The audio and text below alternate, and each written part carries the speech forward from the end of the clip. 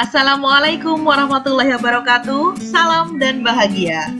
Saya Heni Dwi Utami, CGP Angkatan 4 Sidoarjo yang kali ini akan menyampaikan tentang modul 3.1.A.7, yakni tentang demonstrasi kontekstual, pengambilan keputusan sebagai pemimpin pembelajaran. Baik pada modul 3.1.A.7 akan disampaikan beberapa pertanyaan yang berkaitan dengan CGP pada lingkungan sekolahnya masing-masing terkait dengan pengambilan keputusan sebagai pemimpin pembelajaran.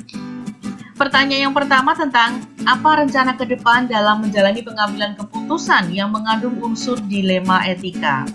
Rencana ke depannya dalam menjalani pengambilan keputusan yang mengandung unsur dilema etika yang akan saya ambil adalah saya akan melakukan pengimbasan tentang materi pengambilan keputusan sebagai pemimpin pembelajaran, mulai pada ranah pimpinan sekolah, kemudian kepada teman-teman guru atau rekan guru sejawat. Jadi, ketika kita nantinya menghadapi sebuah permasalahan yang mengandung dilema etika, maka kita bisa melakukan pengambilan keputusan dengan langkah yang tepat, yang nantinya keputusannya adalah keputusan yang terbaik bagi semua pihak. Pertanyaan berikutnya adalah, bagaimana Anda bisa mengukur efektivitas pengambilan keputusan Anda? Nah, ketika kita menghadapi sebuah situasi dilema etika, akan ada nilai-nilai kebajikan mendasari yang bertentangan seperti cinta dan kasih sayang, kebenaran, keadilan, kebebasan, persatuan, toleransi, tanggung jawab, dan penghargaan akan hidup. Hal-hal tersebut tentu saja secara umum ada pola, model, maupun paradigma yang terjadi pada situasi dilema etika dan bisa dikategorikan pada 4 paradigma, yaitu paradigma individu melawan masyarakat, rasa keadilan melawan rasa kasihan, kebenaran melawan kesetiaan, juga jangka pendek melawan jangka panjang. Selain itu, ketika pada pengambilan keputusan juga dihadapkan pada 3 prinsip resolusi. Sebetulnya ada beberapa prinsip yang digunakan, cuma ketika kita menghadapi permasalahan, ada 3 prinsip ini yang bisa digunakan dan bisa benar-benar efektif dalam mengambil keputusan, yaitu berpikir berdasarkan hasil akhir atau berbasis hasil akhir. Kemudian yang kedua, berpikir berbasis peraturan dan berpikir berbasis rasa peduli. Ketika tadi saya ditanya, bagaimana cara saya mengukur efektivitas pengambilan keputusan saya? Tentu saja bisa dilakukan ukurannya pada langkah-langkah pengambilan keputusan. Jika pengambilan keputusan itu dilakukan dengan tahapan atau 9 langkah pengambilan keputusan, maka insya Allah keputusan yang diambil pastilah keputusan yang terbaik bagi semua pihak. Apa saja 9 langkah keputusan itu? Yang pertama adalah mengenali bahwa nilai-nilai ada yang bertentangan atau ada nilai-nilai yang saling bertentangan dalam situasi yang dihadapi. Nah, seperti juga paradigma ketika menghadapi dilema etika, yaitu ada 4 paradigma tadi, tentu saja kita berhadapan dengan 2 hal yang bertentangan.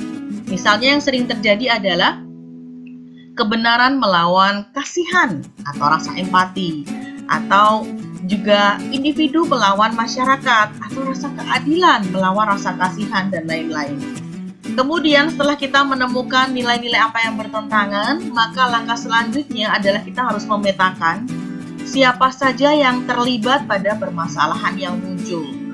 Dan kita kumpulkan fakta-fakta yang relevan terkait dengan permasalahan tersebut. Setelah terkumpul fakta dan siapa saja atau subjek yang terlibat pada permasalahan tersebut, maka kita akan melakukan pengujian benar melawan salah.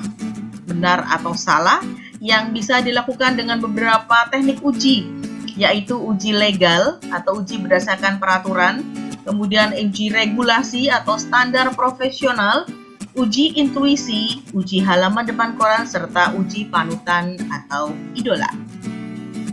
Pengujian benar atau salah itu tidak cukup dilakukan, ada juga tahap berikutnya, yaitu pengujian berdasarkan paradigma benar melawan benar. Karena kadang ketika kita mengikuti peraturan itu benar, tapi ketika kita mengikuti intuisi kita atau rasa kasihan empati kita itu juga benar. Atau ketika kita berpikir dalam jangka pendek itu juga benar, berpikir berdasarkan jangka panjangnya atau hasil di akhir jangka panjangnya itu juga kadang juga benar. Maka perlu dilakukan pengujian benar melawan benar. Setelah itu kita lakukan prinsip resolusi.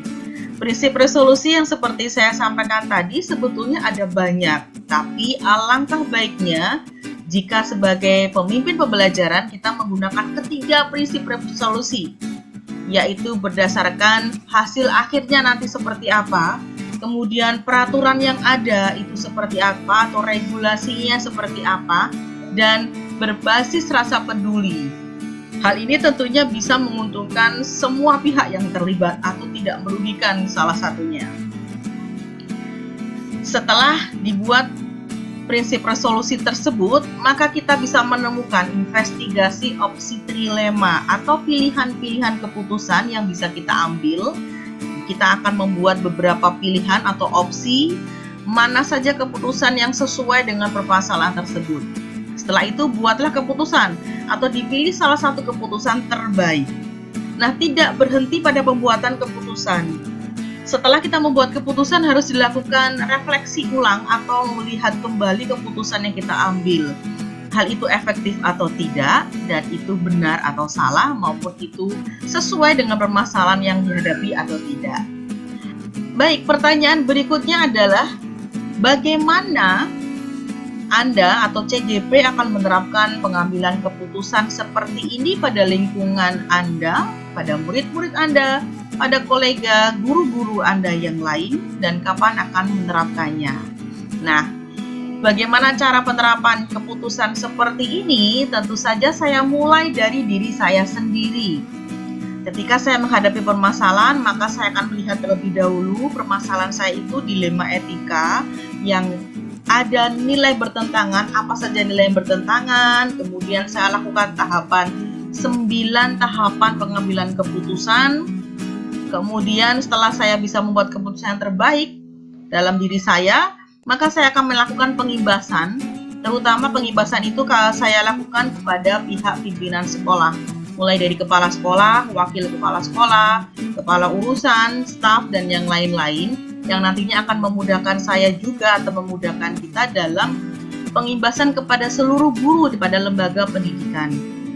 Karena ya saya yakin untuk melakukan perubahan pendidikan atau untuk mewujudkan pendidikan yang terbaik bagi anak bangsa tidak bisa dilakukan sendirian, tapi harus dilakukan bersama-sama, harus dilakukan berkolaborasi dengan semua elemen pendidikan yang ada.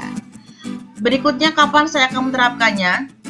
Mulai sekarang saya akan melaksanakannya atau mulai saya mendapatkan materi tentang modul 3.1 atau pengambilan keputusan pemimpin pembelajaran. Saya sudah menerapkannya dalam kehidupan saya sehari-hari, baik di dalam kelas maupun di lingkungan sekolah dengan rekan sejawat maupun dengan wali murid. Baik, kita sudah berada pada penghujung pembahasan modul 3.1.A.7 tentang demonstrasi kontekstual pengambilan keputusan pemimpin pembelajaran. Semoga yang saya sampaikan ini bermanfaat untuk kita semua dan khususnya bermanfaat pada perbaikan pendidikan Indonesia. Terima kasih. Wassalamualaikum warahmatullahi wabarakatuh. Salam dan bahagia.